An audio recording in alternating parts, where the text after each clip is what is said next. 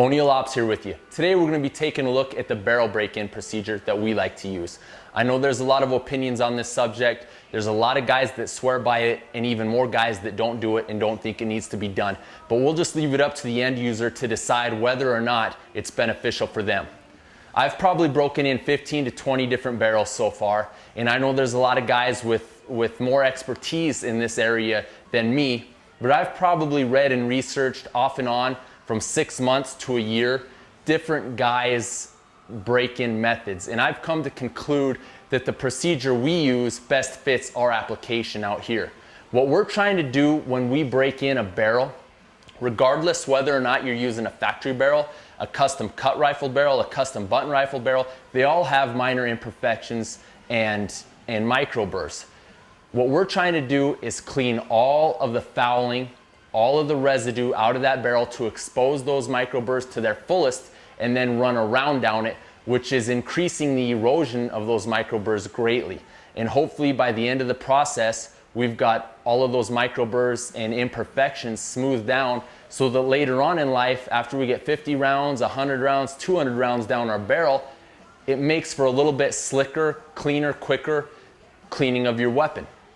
Regarding accuracy, I've shot a lot of weapons that have been broken in and a lot that haven't been broken in, and there's no difference. If you've got a custom weapon and you're running custom hand loads and you can't hold half MOA at 100 yards, it's not because you broke in your barrel or it's not because you didn't break in your barrel. You've got something else going on there that you need to take a look at.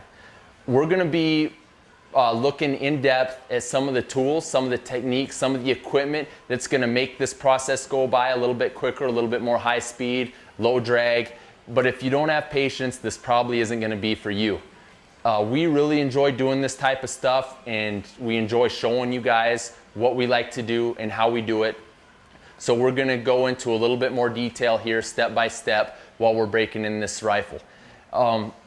I'm also going to be posting on the video here the barrel break-in that I've got written down on my board. So if you want to pause the screen, you can pause it and write it down, and that way you have it for your reference. I hope you enjoy the video, take note, and keep in touch. Be sure to add us on Facebook, check out our YouTube videos, because we've got a lot more coming, and they're going to be some really great videos I believe you guys will enjoy.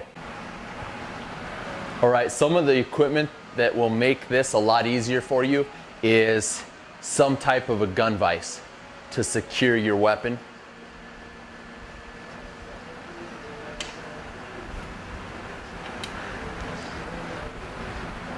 A rod guide.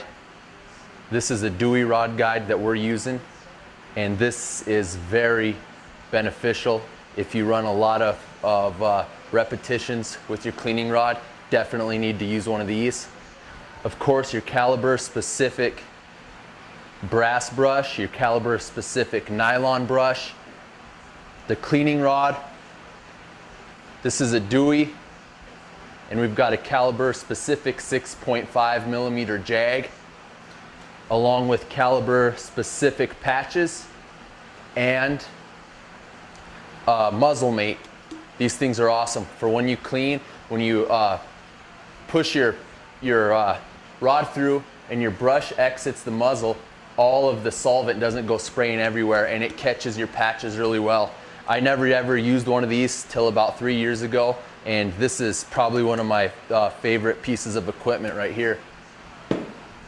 The solvent that we're using,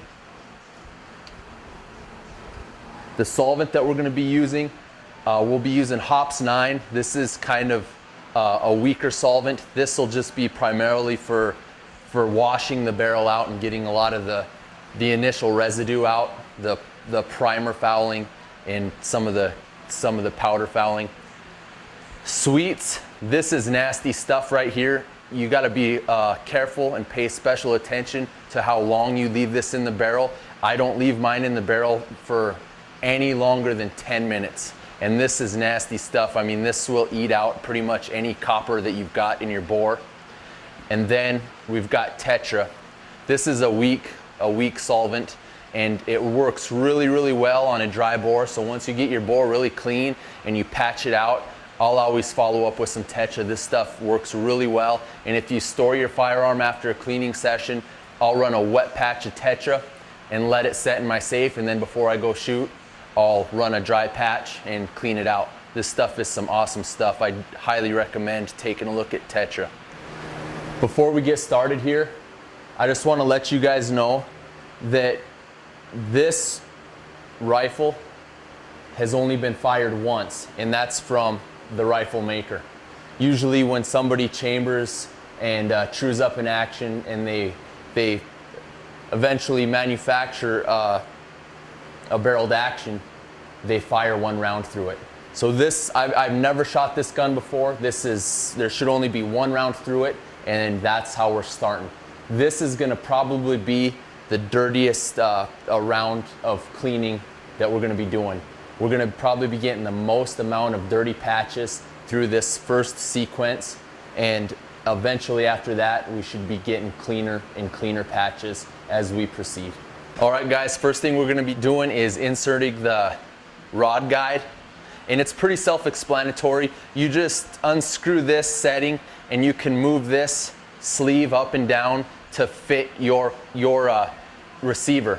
I've already got mine preset for this 260. It just slides right in and it kind of locks in place similar to a bolt. And then you've got the slot right here.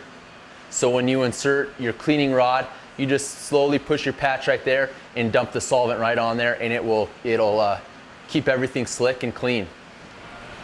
Another thing I forgot to mention that is really helpful is some kind of a towel or paper towel. I've just got some shop rags here that I'll use to slip over the top of my tang, the rear of my rifle receiver right here, just to catch some of that solvent that eventually drips off, because it'll happen. The first step we're gonna do is we're gonna run some Hops 9. This is a fairly mild solvent, and we're gonna saturate our patch. And what we're essentially doing is we're washing the bore and getting rid of all of the primer fouling and powder fouling, a lot of the gritty, coarse particles that can really harm your barrel when we get to the brushing procedure. So we're washing all that stuff out. We're gonna run about 3 wet patches of hops, and then we're gonna run about 2 dry patches, and then we'll be ready to start brushing and move on to our next step. After the 3 wet patches of hops, followed by the 2 dry patches, we're gonna use the bronze brush saturated with hops, and we'll brush the bore about 10 times.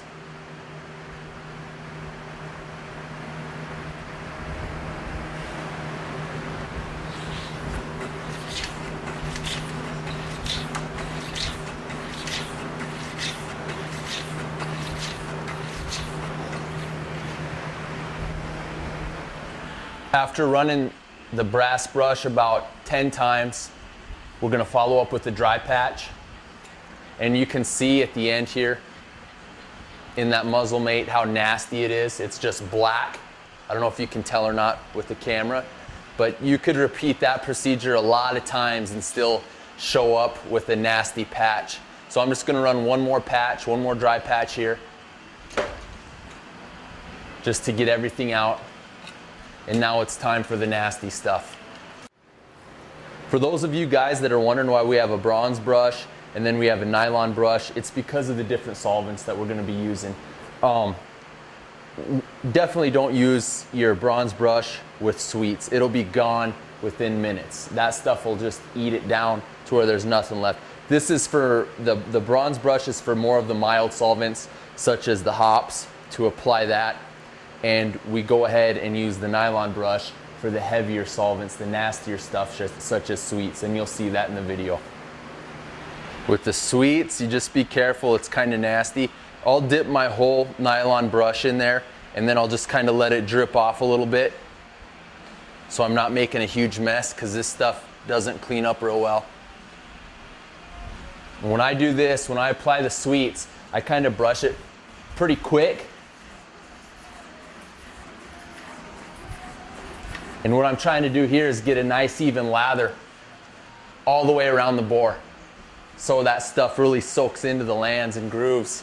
And it's real important to wipe off the end of your Dewey rod when you get done applying sweets, because this is brass or copper, and if you don't, you can see right here how it's already turning blue around this. If you don't get this cleaned off really well, then you're going to be getting false readings when you push a dry patch through there. You're going to be getting blue readings, and it's not going to be because of your barrel, it's going to be because of your adapter right here, your copper adapter.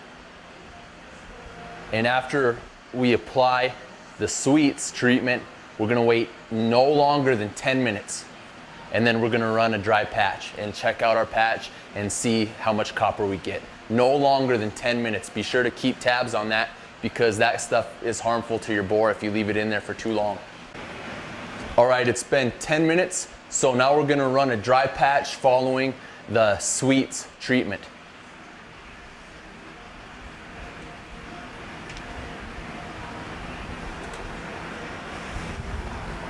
I'm going to pull this muzzle mate off so you can see what the patch looks like after sweets.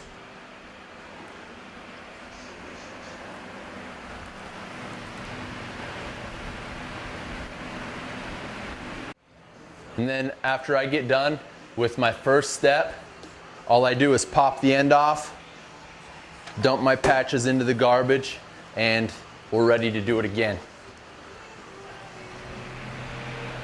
All right, guys, after we run a dry patch after the first treatment of sweets, we don't go back to square one.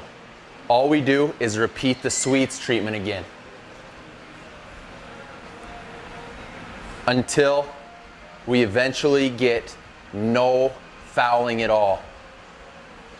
So all we're doing after our first sweets treatment, we're doing a second set of sweets treatment. Just pushing it about 10 times.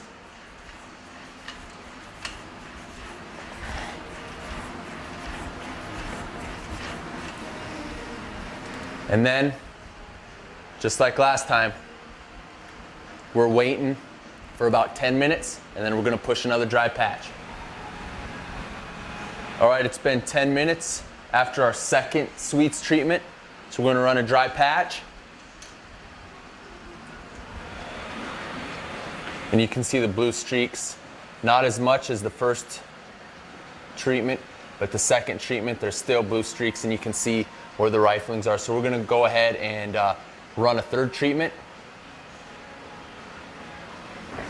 Now that we've patched out clean after our sweets procedure, we're going to go ahead and run a wet patch of Tetra. And this stuff is really thick, so be sure to shake it well and mix it up before you use it. And I usually apply mine to my patch like this, because it doesn't really go through your rod guide that well because it's so thick. And this is a great bore conditioner to use after you dry it out and patch out with sweets. So I'll get this really saturated, and you can tell how smooth this travels. When I push this rod through the bore, it's just a slick, smooth travel all the way. And then I'll go ahead and wipe the rod off just to clean it from some of that excess oil, and I'll go ahead and run one last dry patch. And that's basically it right there. I mean, we got that bore clean. We've got those microbursts clean. We've got them exposed. Now let's go run a round down it and start it all over again. I wanted to be sure and point out to you guys that this is what your patches are gonna look like.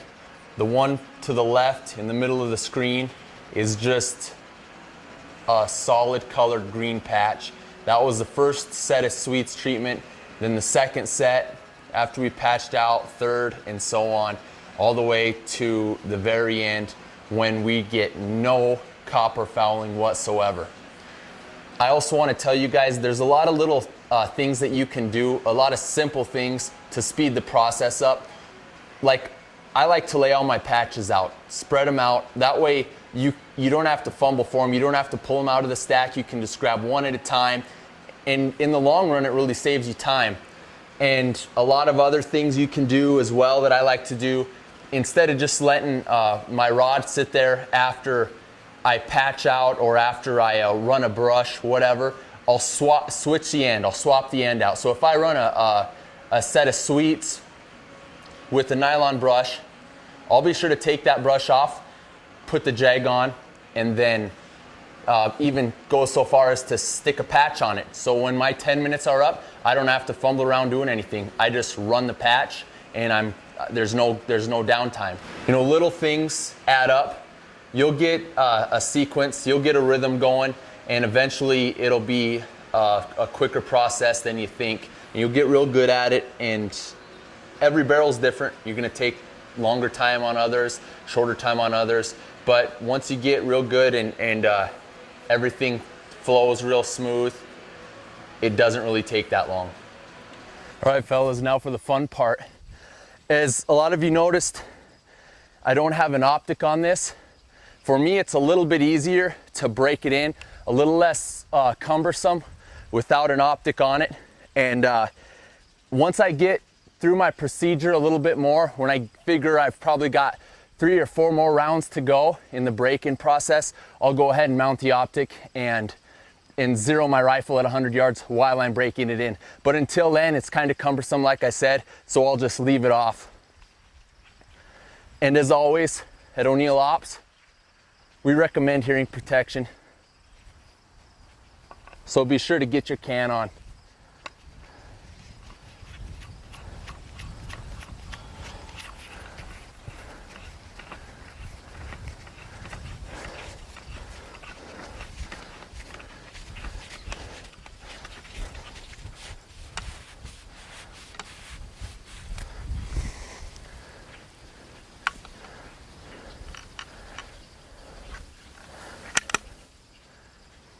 Going hot.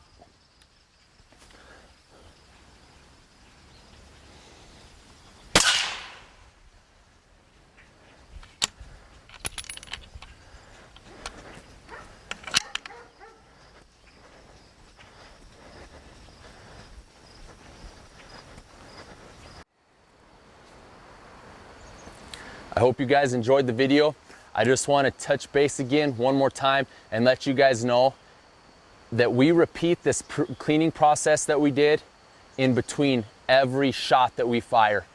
And to go a little bit more in depth, when usually my barrels are breaking in anywhere from 8 rounds to about a dozen rounds. That's kind of where I found my barrels gonna break in. Although I've had some really good barrels break in about 4 shots, I've also had some bad barrels break in upwards of 20 shots. You know, it just makes a guy wanna quit doing it. But stick with it.